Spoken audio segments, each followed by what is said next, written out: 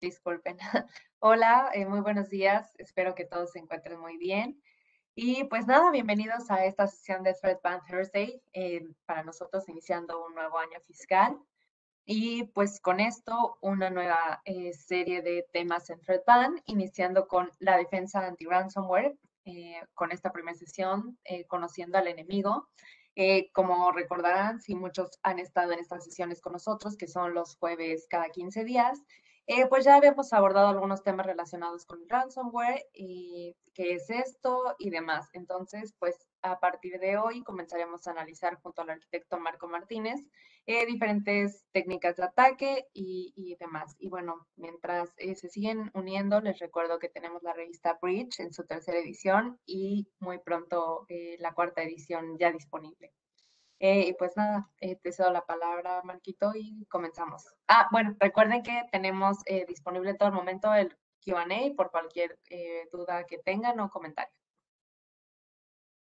Gracias, Jimena. Gracias a todos por su tiempo el día de hoy. Bueno, pues buenos días. Yo soy Marco Martínez, soy Technical Security Architect en Cisco. Está con nosotros también Ricardo Márquez. Somos parte del equipo de amenazas avanzadas, soluciones de amenazas avanzadas y muy enfocados al tema de ransomware, que es de lo que vamos a estar platicando el día de hoy.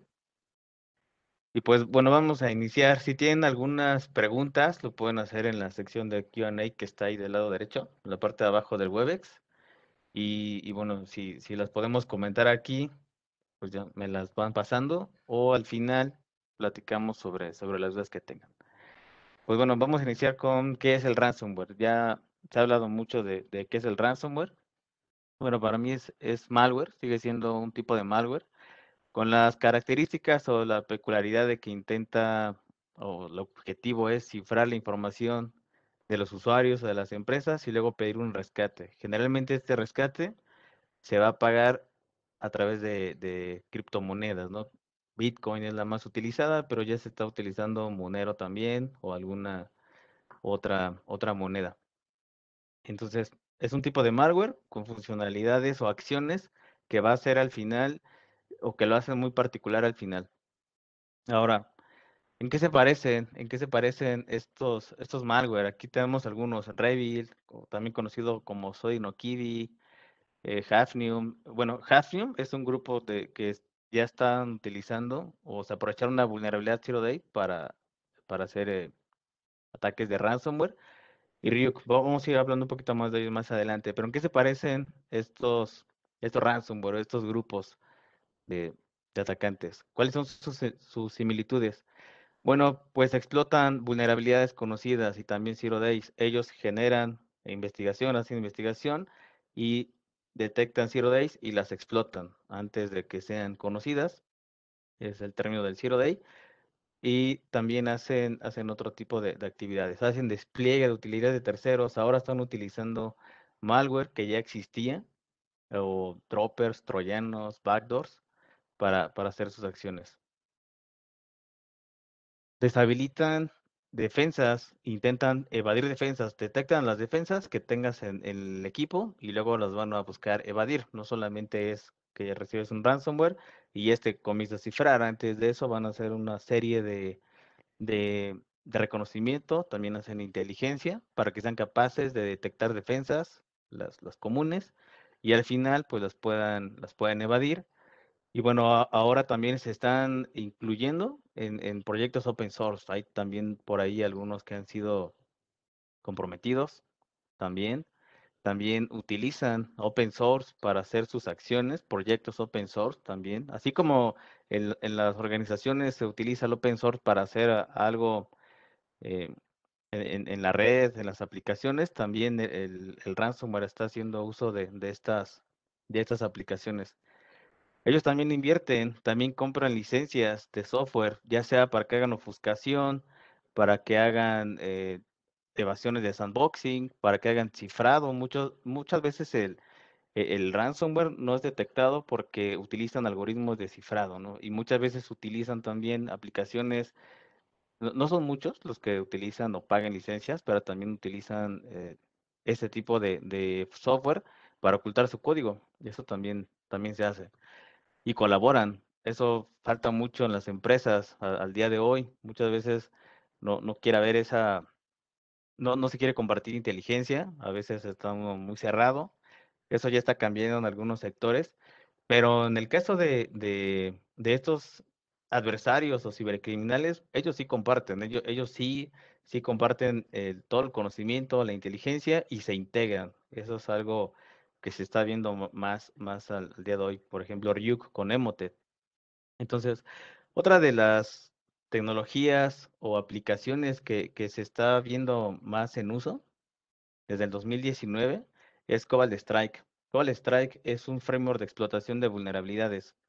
Sin embargo, así como está disponible para equipos de Red Team o de Penetration Testing, también está disponible para quien lo pueda comprar. Entonces, únicamente pagan la licencia.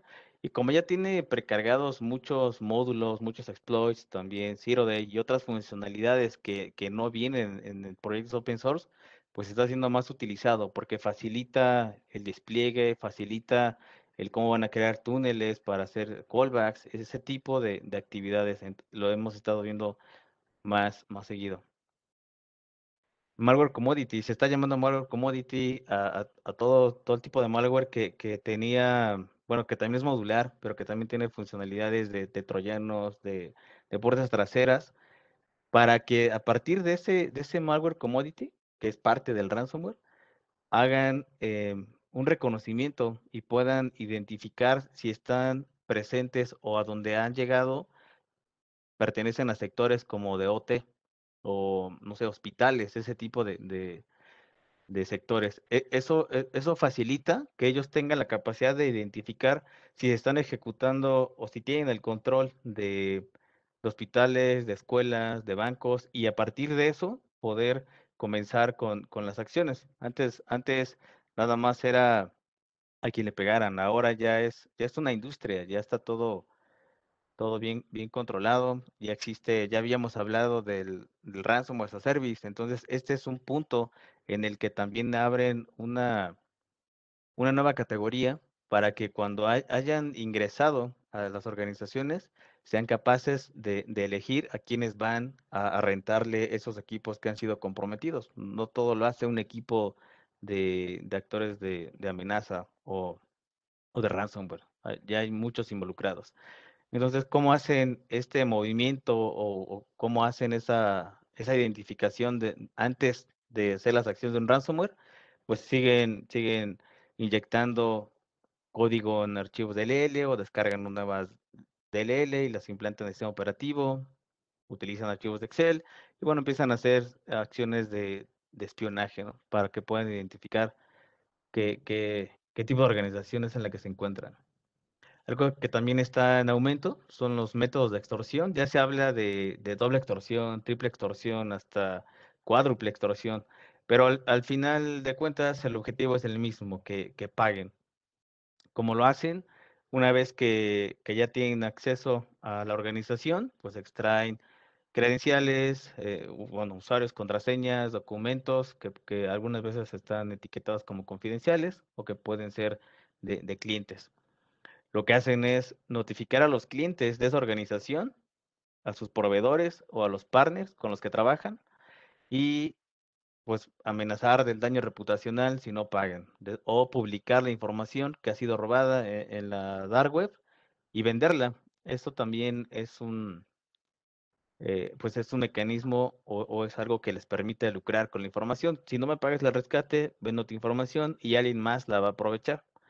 También amenazan con hacer ataques de negación de servicio a las aplicaciones. Eso es algo que se está viendo ya más en aumento.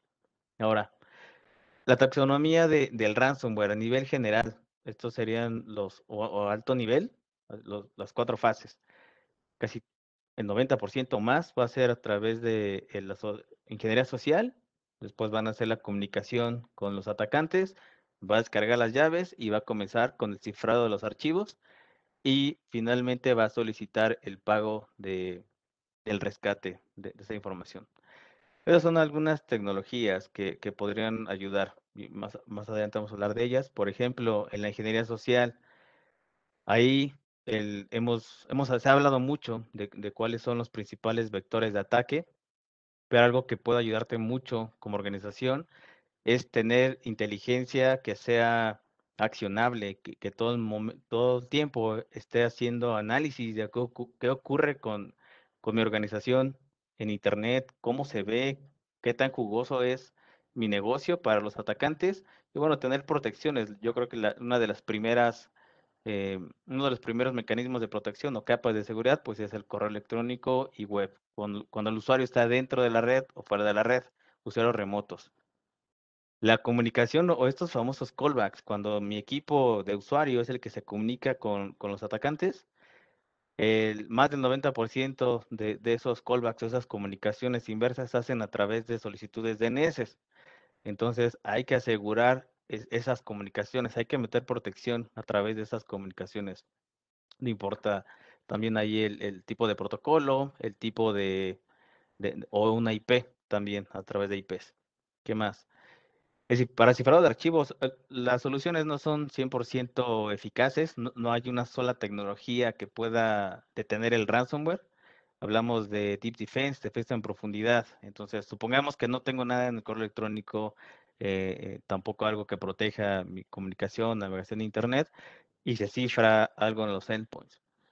Entonces, ahí en el endpoint tenemos que tener la capacidad de saber qué es lo que qué sucedió desde un tiempo hacia atrás. ¿Qué nos dice la historia? ¿Desde cuándo estaba presente el ransomware? Porque el ransomware no va a empezar a cifrar inmediatamente. Como decíamos antes, hay acciones previas que se tienen que realizar, como asegurar el acceso, el movimiento lateral y al final hacer ese cifrado. Eso lo vamos a ver más adelante. Y bueno, para solicitar ya cuando pasan todas estas acciones y fuimos comprometidos, entonces tenemos que reaccionar rápido. Esa respuesta a incidentes, o sea, threat hunting, evitar que nos vuelva a pasar. Eso es algo en lo que deberíamos tener mucha atención. Existe un documento, no vamos a hablar de este documento, pero se llama Cisco Breach Defense Design Guide. Y en este hicimos un mapeo. Existe una organización que se llama MitraTac. MitraTac es como una Wikipedia en la que se están recopilando todas esas técnicas y tácticas y procedimientos que le han sido útiles o que han servido a los atacantes para comprometer las organizaciones. Entonces, esta es MitraTac. Aquí está la recopilación. Y por ejemplo, ahí hablamos la TTP, la técnica, táctica y procedimiento. Son más de 200, 300 técnicas y están clasificadas. Por ejemplo, esta técnica de explotación de credenciales de acceso. Esto es más un poquito de inteligencia, así como se hace una evaluación de seguridad a las organizaciones por un pentester o, como decíamos, un ejercicio de red team, también lo van a hacer los adversarios. Entonces, esas técnicas son recopiladas en Mitre y puedes ir y ver aquí cada una de esas técnicas, qué hace, cómo funciona, qué es lo que ejecutan directamente en los sistemas y en dónde podrías encontrar esa información o en qué plataformas también están afectando, qué permisos requiere del usuario o si requiere privilegio de administrador. Entonces, toda esa información está presente en MitraTac. Pero eso es la parte en cómo se hace el ataque. Pero también hay una matriz que se refiere a la mitigación. Entonces, eso también lo tenemos mapeado. Aquí está la URL de ese documento. Y después viene una recomendación de una tecnología. Es tecnología. Aquí no estamos hablando de productos que son recomendadas para poder, uno es detectar, controlar y mitigar y bueno, también responder ante este tipo de amenazas. No solamente el ransomware, pero algunas de las técnicas que utiliza lo que conocemos como ransomware, pues es el primero comprometer el equipo, adquirir credenciales para que después tengan el acceso como usuarios válidos, ya sea que tengan privilegios o no. Después, también pueden utilizar técnicas de phishing, ya sean externas para el acceso inicial o también ya dentro de la información, perdón, de la red, cuando ya comprometen eh, usuarios y entran a una aplicación que es legítima o un correo que es legítimo ya con un usuario dentro de la organización, pues se vuelve más difícil, ¿no? Otra de las técnicas que utilizan es que se aseguran de que puedan iniciarse cada vez que se reinicia el equipo. Eso siempre se ha hecho. son técnicas que siguen vigentes. El ataque de fuerza bruta o de diccionarios, que también está, pues eso no es nuevo, pero ahora también no necesariamente tienen que hacer un ataque de fuerza bruta, con que tengan el hash de los usuarios sin que hagan el brute force, también pueden ejecutar otro tipo de acciones en los endpoints. Y bueno, la filtración de información es algo que está siendo más común. Esas son las detecciones y recomendaciones, pero en el mundo real, ¿cómo sucede? Aquí voy a apoyarme de CyberKill Chain. El CyberKill Chain es un framework o es una metodología que utiliza o cómo se clasificó los ataques y que se deben de cumplir para que se lleve a cabo o se considere una brecha de seguridad, desde el reconocimiento, la parte en que crean su payload, ese software malicioso, cómo lo van a desplegar, cómo van a hacer esa explotación o qué van a hacer cuando se explote ese malware, o si se va a aprovechar una vulnerabilidad o va a utilizar estas credenciales de los usuarios. Y finalmente, cómo va a comunicarse con el adversario y cómo va a asegurar esa persistencia o las acciones que van a continuar después de eso. Entonces, el reconocimiento, ¿qué hacen en la parte de reconocimiento? Ellos también, así como las organizaciones, los equipos de seguridad conocen Shodan, ellos también conocen Cygsis, también lo conocen Nmap, Masscan, todo ese tipo de soluciones o de proyectos que están disponibles en Internet para cualquiera. Ellos también lo hacen, también hacen inteligencia y también hacen toda esa parte de reconocimiento. Entonces, una vez que identifican quiénes van a ser sus objetivos, ellos van a implementar también infraestructura. Ellos invierten en infraestructura o también pueden tener infraestructura como se conocía anteriormente o se sigue conociendo estas botnets o máquinas zombies o servidores o aplicaciones que ya han sido previamente comprometidos para que puedan comenzar a hacer el despliegue de lo que van a hacer en la fase 2, que en la fase 2 es cuando van a preparar ese documento en Excel, ese archivo camuflado, no sé, un zip que cuando lo abran se ejecute, o un archivo PDF que cuando lo abra el usuario ejecute en segundo plano un PowerShell y se comunique con el atacante. Ese tipo de acciones son las que se van a hacer una vez que ya sepan quién es el objetivo, qué aplicaciones se utilizan ahí, quiénes son sus usuarios, cuáles son sus debilidades y fortalezas en cuanto a seguridad y cómo están de cara a Internet. Eso es lo que van a hacer una vez que tengan esa información. Ahora, los ataques ya no tienen que ser a nivel de la intranet, ya no tienes que ir y dejar un USB ahí en el estacionamiento o llevarte el Wi-Fi cerca del usuario para que se conecte. Ahora ya todo es a través de internet y ya aquí es donde entra el email y el web, los foros, los chats, todas las aplicaciones de colaboración también están siendo cada vez más utilizadas para hacer ingeniería social, ya que ahí confías o no sabes quién está del otro lado y es un mecanismo directo para llegar con el usuario y te olvidas de lo complejo que era antes acercarte a un usuario, ¿no? ¿Qué más? Bueno, el 90% de estos ataques, para que sean exitosos, van a necesitar la interacción del usuario. Se va a requerir ingeniería social. Y esto ha tenido mucho éxito a través del web, como decíamos, y del correo electrónico, que sigue siendo los canales que más se utilizan. Ahora, en un escenario real o como estamos hoy en día, la mayoría de las organizaciones, por un lado está el adversario y por el otro está el usuario. La diferencia es que el adversario tiene conocimiento, tiene técnicas, tiene esas tácticas de cómo va a ser su ataque, tiene toda la inteligencia, infraestructura propia que es muchas veces se crea con el único fin de hacer un ataque y luego es destruida. Bajan esa infraestructura, ¿no? Tienen licenciamientos y tienen esos skills avanzados. Y el usuario muchas veces tiene su conexión a internet, tiene un antivirus y a veces, o espero que ya la mayoría tenga VPN y firewall. El firewall puede ser pues el de su Infinity, el de su Wi-Fi o es el firewall local. El sistema operativo ya tiene con un firewall, entonces ya no tienes que adquirir otro. Eso ya viene por default en los sistemas operativos. Y las VPNs, a veces se tiene la idea de que si tengo una VPN ya estoy protegido. Si me conecto a mi red o a mi organización, ya estoy cubierto contra el malware. Eso no es así. La VPN solamente te va a permitir conectarte a estas aplicaciones internas, pero no tiene mecanismos de seguridad, no de inspección, no de análisis. Tienes que agregar add-ons o tecnologías.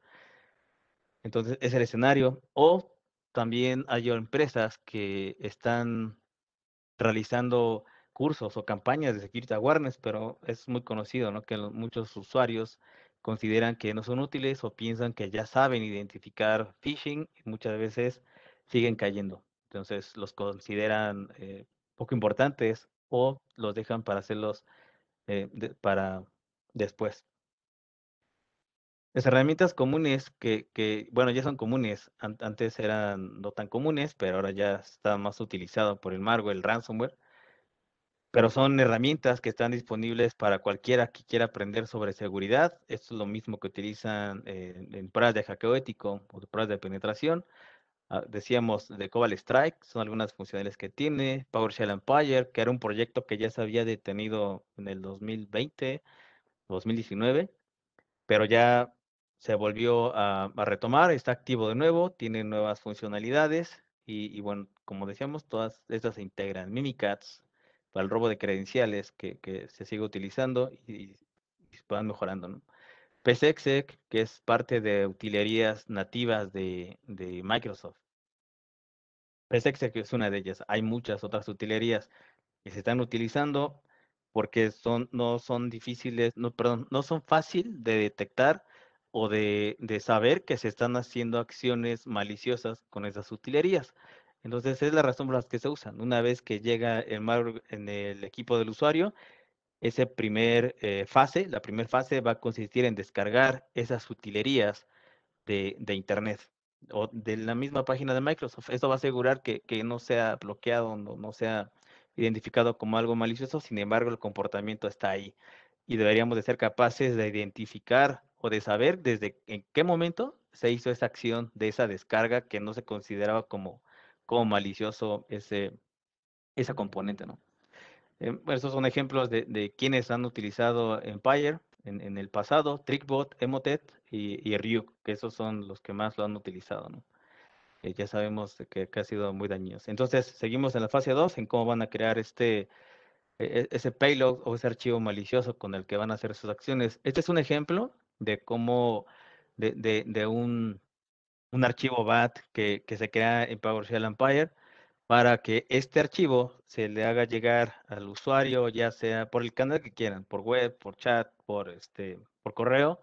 Aquí es un punto .bat. Hay técnicas que se utilizan en donde este archivo .bat se convierte en un archivo ejecutable y luego este archivo ejecutable se puede camuflar como un archivo PDF o dentro del archivo PDF ocultar ese archivo. Y como decíamos antes, hacer más difícil la detección se hace con ofuscación o cifrando ese código malicioso. ¿Qué otro tipo de archivos se pueden crear con esta herramienta? Excel, archivos de Excel con macros maliciosas, archivos del L, algunos eh, archivos PHP, páginas PHP, y este que se llama Doki. No sé si todos conozcan, no tengo una memoria USB, pero bueno, Doki es una USB que se vende en internet y que también lo compran los atacantes, también los, los testers, los pen testers, y son memorias que se programan o que se configuran para que cuando se conecten en el equipo del usuario, estas en automático hagan el ataque, capturen, pongan keylogger, se roben información, se comuniquen con el usuario, perdón, con el atacante, hagan alguna explotación de vulnerabilidad y aseguren el acceso. Eso se puede controlar bloqueando estas USBs, que también lo puede hacer el sistema operativo. Eso también ya está, pues, incluido, eso nativo. Entonces, son funcionalidades que no necesariamente deberá tener una tecnología de protección de endpoint cuando ya la puede hacer el sistema. Bueno, una vez que ya tienes ese archivo, ya decidiste cuál le vas a enviar. Bueno, este archivo .bat es interesante porque la mayoría de servicios de email, webmails o que ya conocemos, no bloquean los archivos BAT. Muchas veces, por default, no lo hacen. Entonces, también se puede programar, ellos también pueden programar campañas masivas de envío de estos documentos. En este ejemplo, se mandan los correos electrónicos, se adjuntan los archivos y bueno, el propósito es que llegan al buzón del usuario. ¿Qué pasa cuando ya llega al usuario? No hubo mecanismos de protección en el correo electrónico, el usuario confía en ese correo que recibe, abre el archivo y se ejecuta. Una vez que se ejecuta, supongamos que era un documento de Word, viene la parte de instalación. Cuando abres el archivo de Word, la siguiente fase de instalación es que va a ser ese archivo de Word. Muchas veces o ejecuta una macro, o ejecuta un PowerShell, o descarga otros componentes, y entonces va a buscar permanecer esa persistencia. Va a buscar de qué manera puede asegurar que aunque identifiquen ese archivo de Word y lo borren, o identifiquen esa conexión de PowerShell y la bloqueen, él va a asegurar su acceso ahí. Y muchas veces lo hacen creando usuarios en el sistema, usuarios legítimos, validan si hay conexiones hacia otras redes, si la red no está correctamente segmentada, entonces hacen ese movimiento lateral y van comprometiendo otras máquinas. Todavía no hay acciones de ransomware, sin embargo ya están presentes ahí y están haciendo inteligencia dentro de la organización. Y finalmente van a hacer la comunicación con el adversario o el enemigo, le llamamos enemigo adversario, no sabemos quién es, puede ser una organización o puede ser pues, cualquiera, ¿no? En ese momento ya está listo para recibir acciones que se le envíen. Esas acciones no siempre son el cifrado de la información. Muchas veces también es la instalación de nuevos módulos. Nuevos módulos, por ejemplo, de espionaje, módulos de captura de pantallas, módulos que te permitan hacer la extracción de más información o simplemente que se queden ahí ocultos en la red para cuando decidan hacer sus acciones. ¿Qué pasaría si tienes protecciones de correo electrónico o protecciones de seguridad en el correo electrónico? Cuando recibes ese archivo, cuando el usuario recibe ese archivo, pues activarían varios motores. Ese es un ejemplo de cómo en la solución de nosotros identifica o pasa por varios motores el archivo para que sea analizado de forma automática. Entonces puede ser que lo haya detectado un motor de antivirus que tenemos ahí, o que lo haya identificado Advanced Malware Protection, que lo vamos a ver más adelante, pero es una tecnología que tiene también un sandboxing implementado, y de forma automática, si es un archivo que no se conoce, que no hay una firma, pero el comportamiento es extraño, de acuerdo al sandboxing, entonces lo vamos a identificar como algo malicioso, y eso hacerlo de forma automática. En este caso, fue identificado fue identificado por el antivirus como un archivo malicioso. Sin embargo, cuando no es identificado por el antivirus, se envía al sandboxing y en automático ejecuta ese archivo en un ambiente ideal, y de esa manera identifica todo el comportamiento de ese archivo, de las acciones que va a hacer si se ejecuta en una máquina del usuario. Eso se hace de forma automática. Algunas de las funcionalidades que hay son demasiadas, es todo el flujo del correo electrónico, pero las que más a mí me llaman la atención, o creo que son útiles para todos, aparte de la Advanced Malware Protection, es que tengas la capacidad de conectarte con terceros, que hables protocolos de estándares abiertos como Stixi Taxi, que te va a permitir ir a otras fuentes de inteligencia. Como decíamos, una tecnología no lo puede ver todo, no lo sabe todo. Además de que tiene soporte de Talos, pues puedes integrarte con otras organizaciones que están siendo alimentadas por la comunidad y así tener mayores capacidades de detección. ¿Qué más? Bueno, supongamos que el archivo llega al buzón del usuario, lo quiero mostrarles, y abre el documento de Word. A lo mejor no tenías no tenías esta solución de email, no tenías un sandboxing, llegó el archivo, el usuario abre el documento de Word Y como siempre, ¿no? Viene ahí que tienes que habilitar ciertas funcionalidades en la aplicación para que puedas ver el contenido. Entonces, le da clic en habilitar. Decíamos que se está utilizando más Cobalt Strike. Con Cobalt Strike se pueden hacer payloads, se pueden hacer documentos que oculten o que deshabiliten o que cambien el mensaje que le aparece al usuario para que no diga que es malicioso o security warning. Entonces, eso también se puede ocultar. En ese momento, cuando se ejecuta o cuando le da a habilitar, ahí es en donde entra una tecnología de protección del endpoint, de seguridad en el endpoint. En este caso, nosotros tenemos ARM for Endpoints. Cuando eso se detona, si es un archivo que fue preparado, fue creado para esa organización específicamente, generalmente no se va a conocer, porque es un ataque dirigido. Aquí podemos ver la definición. Aquí lo que estamos viendo en este screenshot es que fue puesto en cuarentena el archivo, fue detectado por el sandboxing, porque cuando se abría el documento de Word, cuando le dio clic ahí en habilitar, ejecutó PowerShell. Entonces, eso lo hace de manera inteligente, lo hace de manera proactiva, y toda esa información o la inteligencia que se está creando, se está generando en este momento, va a retroalimentar a todas las soluciones de seguridad de Cisco y de terceros también, si existen integraciones. Entonces, podemos catalogarlo como malicioso porque ya lo ejecutamos en un ambiente ideal y tú puedes tener aquí aparece, por ejemplo, dice virus total. No es que usemos virus total, sino que ponemos ahí virus total como una comparativa para que tú puedas saber cuántos de estos antivirus han identificado este archivo o podrían identificarlo como malicioso. A veces aquí aparece 0 de 64. También puedes hacer el reporte, puedes ver el reporte ahí completo y puedes ver una trayectoria y saber exactamente qué fue lo que pasó en ese endpoint en algún momento del tiempo. Aquí puedes ver el seguimiento.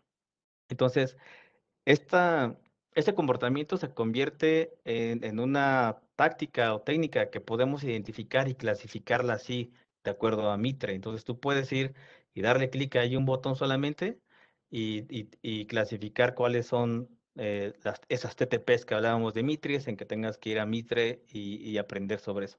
Aquí lo vemos más a detalle. Aquí lo que nos está diciendo es que este archivo malicioso o esa acción maliciosa se derivó de Outlook. Estaba en Outlook, recibió un correo electrónico con un archivo de Word, abrió el documento de Word, ejecutó un PowerShell y luego PowerShell es el que iba a hacer las acciones maliciosas, pero fue contenido.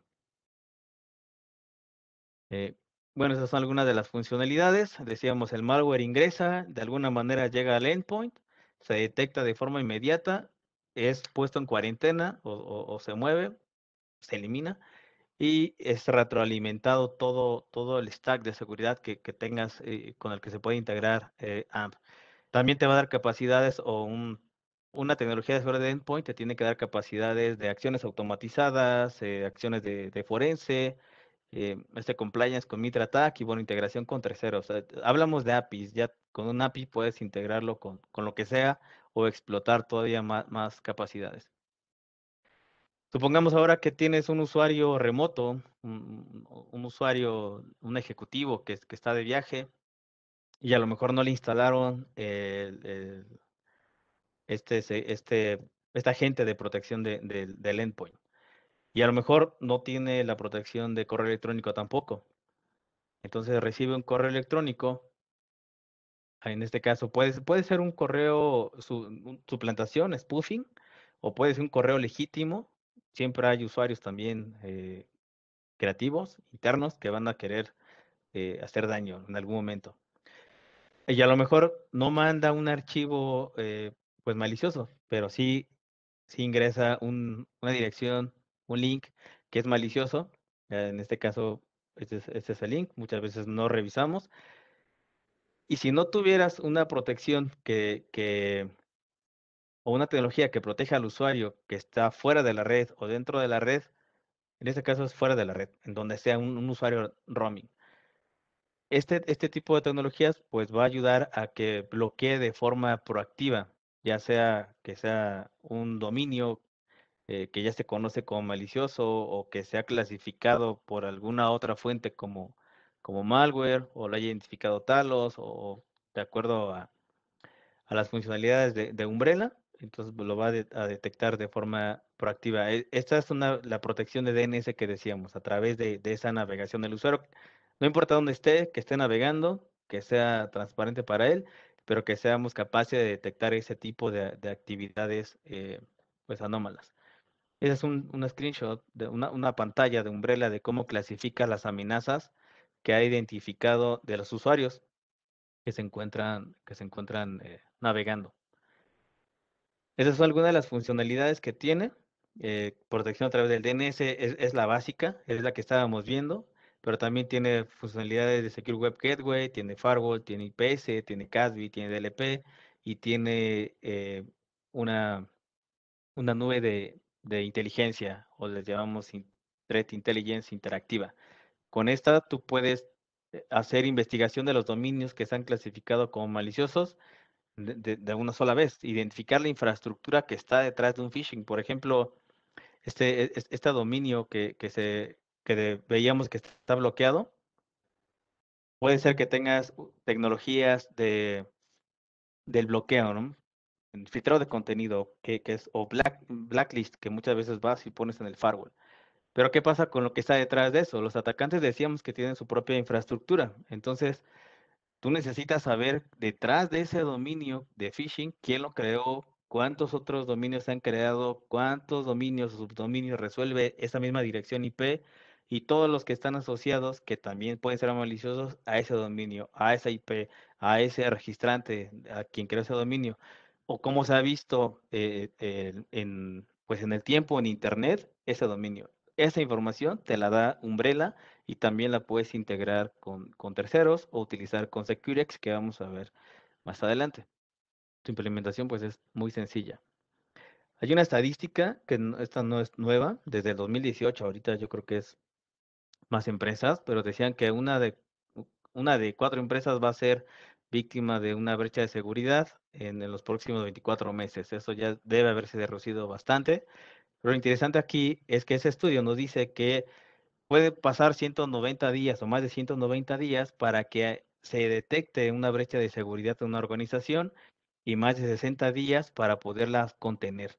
Y hablamos ahí de pues, pérdida de clientes, mala reputación, muchas veces porque no hay capacidad de seguridad, puedes perder ahí certificaciones de cumplimiento. Hay muchas cosas detrás para un negocio cuando son impactados por un ataque de este tipo o ha ocurrido una brecha de seguridad. Entonces, finalmente, ya que pasamos a la fase 7 de acciones, es en donde ya va a cifrar. Supongamos que no tenía las tecnologías que estábamos platicando, no tienes protección en el correo electrónico, no tienes una protección robusta en los endpoints, en las máquinas de los usuarios, por decir Windows, Linux o Mac, también hay ransomware para ellos. El desenlace es este, que abre el documento de Word, falla el documento porque sabíamos que no tenía nada de información que fuera útil. Entonces, en ese momento ya se ejecutó el ransomware. Para el usuario es imperceptible. En ese momento está refrescando ahí a ver si no se congeló la máquina, está viendo sus archivos, si todavía siguen activos o están presentes ahí. Parece que todo funciona bien. Y en este momento el ransomware en el background o en segundo plano ya creó esa persistencia, ya hizo movimiento lateral, ya identificó vulnerabilidades en la red interna. No sé, estas vulnerabilidades muy comunes como Eternal Blue, que son las que muchos utilizan o otros utilizan, ataque de fuerza bruta por RDP, accesos remotos. Y al final, este es el mensaje de rescate que va a haber un usuario que ya fue víctima del ransomware. Y es en donde empieza el calvario, ¿no? Empiezan todos a correr y ¿qué hacemos? Eso sí te avisa el usuario, porque muchas veces el usuario va a tratar de ocultar estas acciones hasta que ya no tiene acceso a los archivos y ya pasó tiempo que es valioso, ¿no? ¿Qué más? Bueno, continuando con la presentación. Hay otra, no es tecnología, también es un concepto que se basa en el privilegio mínimo que debe tener un usuario para acceder a sus aplicaciones. Hablamos de Zero Trust. Supongamos que en este escenario que veíamos, el usuario ya fue infectado con ransomware. Ese usuario, mientras se realizan las acciones de cifrado, que decíamos que eso puede tardar tiempo, esto no puede ser que no sea inmediato, puede tardar un día, 2 días, 5 días o meses, depende de qué es lo que quieran los atacantes. Cuando ya se identificó que ese equipo ya está comprometido o tiene un comportamiento anómalo, en nuestro caso, cuando hablamos de Zero Trust, también integramos este agente de protección del endpoint, de tal manera que esta tecnología que se llama Duo, que muchas veces se conoce como multifactor de autenticación, pero hace más cosas, hace como un health check del sistema operativo, te puede decir si están las actualizaciones correctas, si tiene todas, si el disco duro está cifrado, si tiene BitLocker activado, si el firewall está habilitado también, o los navegadores están actualizados. También se integra con esta tecnología de protección del endpoint, de tal manera que cuando el AMP o nuestro Secure Endpoint detecta que esta máquina fue comprometida, le comunica a Duo y le dice, este equipo ya fue comprometido, por lo tanto no debería de tener acceso a las aplicaciones críticas, como en este caso, este era un administrador de Azure. Si eres una organización que ya se está yendo a la nube, ¿qué pasaría si tu administrador o un usuario que tiene privilegios elevados en Azure, alguien que crea instancias, alguien que crea conexiones, trabaja con APIs, es comprometido, ¿no? ¿Cuáles serían los alcances o cuáles serían los riesgos que podría tener un usuario con estos privilegios si tuviera una máquina comprometida? Entonces, así se comunican estas tecnologías y este usuario no tendría acceso a estas aplicaciones críticas hasta que se haya mitigado, hasta que el equipo de seguridad vaya y valide y confirme de que ya está limpio el equipo y ya puede seguir operando. También se podría hacer el aislamiento de ese equipo, que se quede sin conexión a internet, sin acceso a la red, y muchas cosas se pueden hacer. Es otro ejemplo de lo que estamos haciendo también con Zero Trust. Siguiendo con usuarios remotos, ¿qué pasa con los usuarios que están navegando? Como decíamos anteriormente, hablábamos de esta tecnología en particular que se llama Umbrella.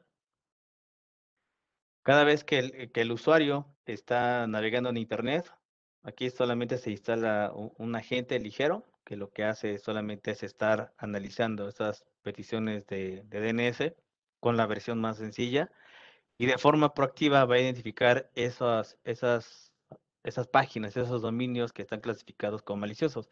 Pero también existe la posibilidad siempre de tener usuarios VIP, usuarios que tengan privilegios, a los que tengas que dejarlos pasar para que puedan hacer sus actividades. Muchas veces ese es como la justificación, ¿no? Tengo que entrar a tales portales o tal categoría, tales aplicaciones que están en la nube porque lo necesito.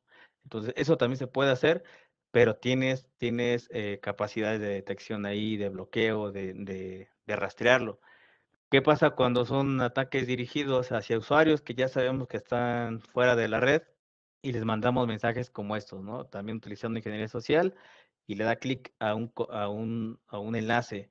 En este caso, este dominio tiene un nombre extraño, pero probablemente es único. Acaba de aparecer, no sé, hoy o hace unos días, hace unas horas, y son creados de forma dinámica. ¿Cómo los detecta la tecnología que tienes actualmente, ¿no? Eso es pura inteligencia analíticos que hace Umbrella, Machine Learning. Todo es en la nube, no hay que implementar appliance. Cuando son phishing, te puede poner una página de bloqueo de phishing, ahí le dice al usuario por qué fue bloqueado, puedes hacer un diagnóstico, un debug completamente desde esa página y saber por qué se bloqueó, ¿no? Y todo eso sin que tengas que estar agregando listas de bloqueo. Pero, ¿qué pasa si es un usuario que sí tiene que entrar a aplicaciones que pueden ser riesgosas o comúnmente atacadas, o que ya sabemos como un equipo de seguridad o como de TI, que hay páginas que si tú entras a una página de juegos o no sé, como esta de hacking, entras en esas páginas, pues seguramente hay un regalo, ¿no? O entras a páginas de descarga de software gratis.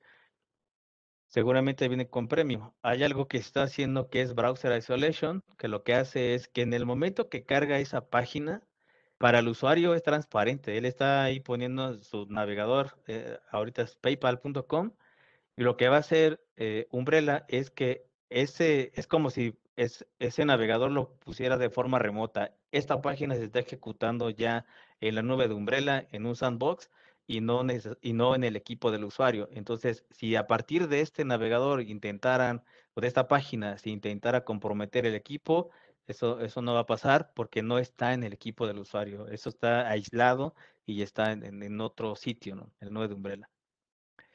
Em, ¿Qué más? Bueno, también es muy común.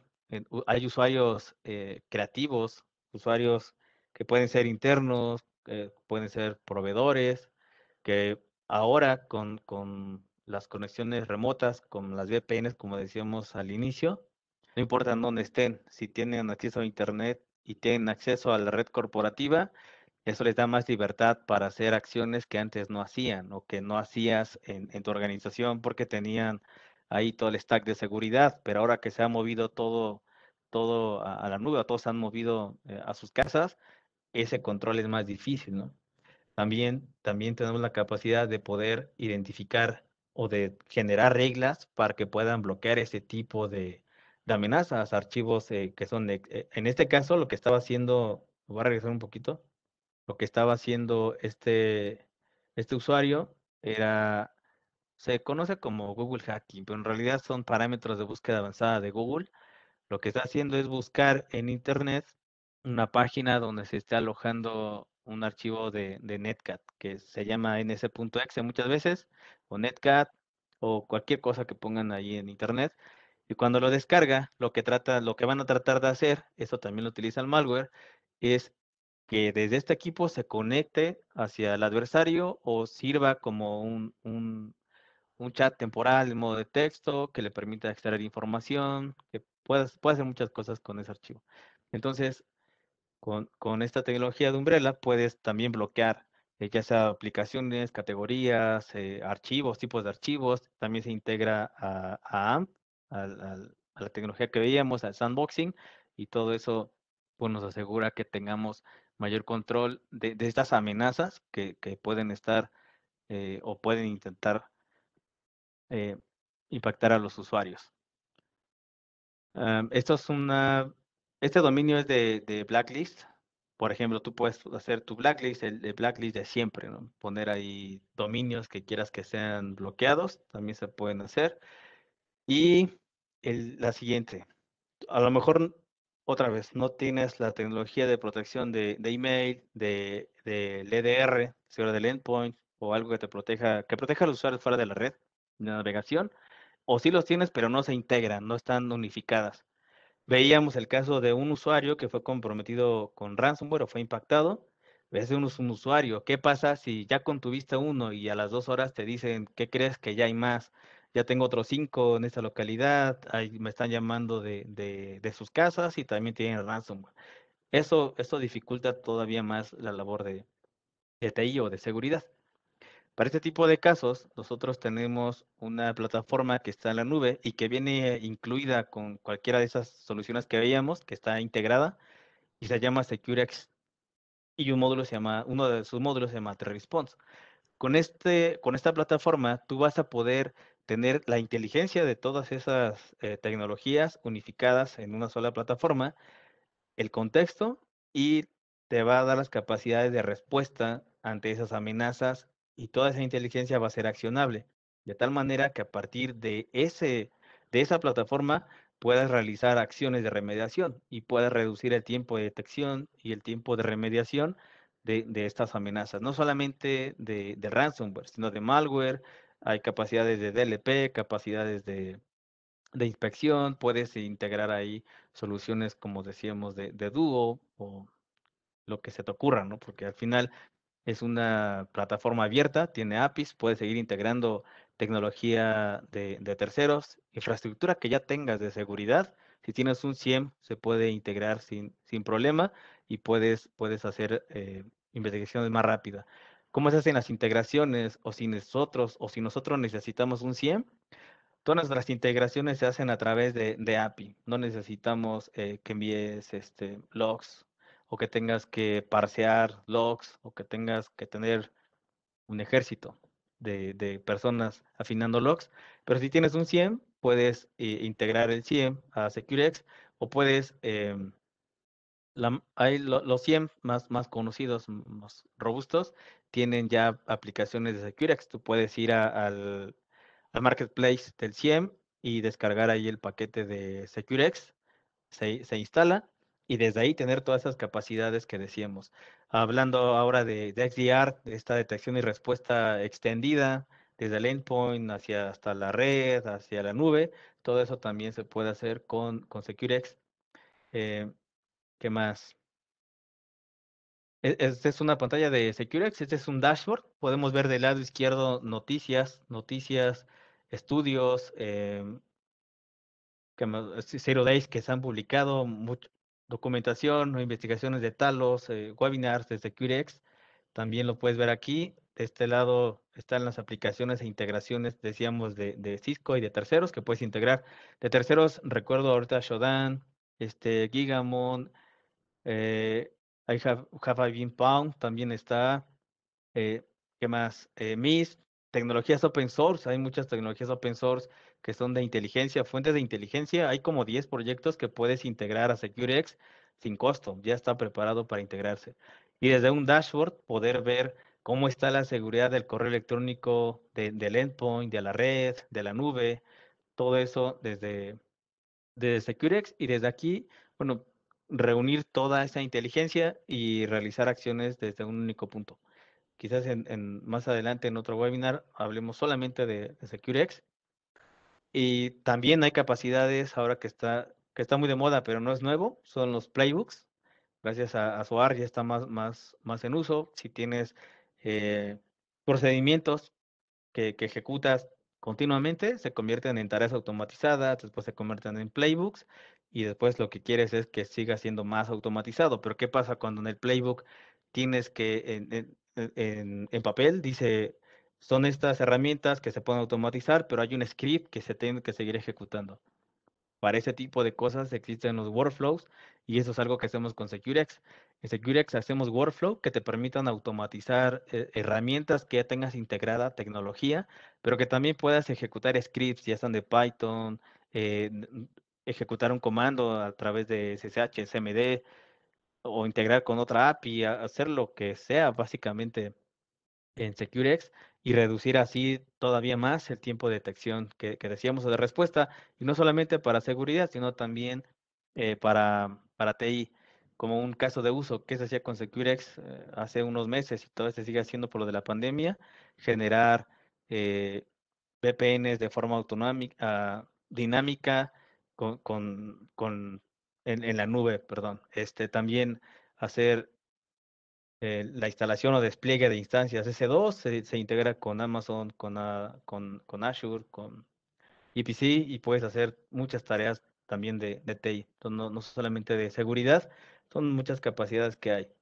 ¿Qué pasa si todo falla o todavía no hay una estrategia definida de cómo llegar o cómo implementar esas tecnologías, pero tienes una amenaza o tienes un ataque o quieres saber cuál es la postura de seguridad contra adversarios con skill avanzados o APTs? Tenemos también servicios que son proporcionados por Talos directamente. Esos son algunos. ¿Qué más? Ya estoy en tiempo. Algo de recomendaciones. Las siguientes pláticas, va a haber una plática donde va a ser muy deep dive. El ransomware se va a diseccionar y se va a hablar de qué hacen ya en el endpoint, esas técnicas que decíamos de ofuscación, cómo se ocultan, cómo hacen la detección de si están ejecutando una máquina virtual, si hay un sandboxing, qué hay ahí antes de que se ejecuten. Eso lo vamos a ver. Pero hay una página, ese es un nuevo estudio que se acaba de publicar de Talos, que ataca o está dirigido para usuarios mexicanos, ¿no? Aquí vienen ataques avanzados, ataques también comunes. Algo que está interesante es que identifican máquinas virtuales, si estás ejecutando máquinas virtual, hacen captura de teclado, rastrean el movimiento del scroll y que hacen captura de pantallas, ¿no? Esos son los tipos de análisis que se hacen en Talos. Eso lo recomiendo si quieren saber un poquito más de cómo se ocultan o qué técnicas de evasión hacen este tipo de amenazas avanzadas. Ahí pueden echarle un ojo. Hay un artículo también donde se habla de Cobalt Strike, de qué tan difícil es la detección, porque no son firmas puntuales, es comportamiento, es inteligencia que se tiene que hacer también. Hay un artículo solamente de Cobalt Strike y algo que me pareció bien interesante y también los invito a que lo lean, es una entrevista que se hizo a un operador de Lockbit, que también es un malware, es un ransomware, pero ahí él dice por qué se convirtió en operador. Muchas veces en las organizaciones hay personas que están en pro de la seguridad, que están buscando cómo poner mecanismos de protección, mecanismos de seguridad, y muchas veces no son tomados en cuenta o no hay no hay el presupuesto. Sin embargo, hay algunas cosas que se pueden hacer. Esta entrevista le va a ser muy útil a todas las organizaciones que muchas veces queremos dejar o dejamos la seguridad al último, porque muchas veces así es, ¿no? La verdad es que muchas veces no hay presupuesto y la seguridad queda al último hasta que ya es demasiado tarde.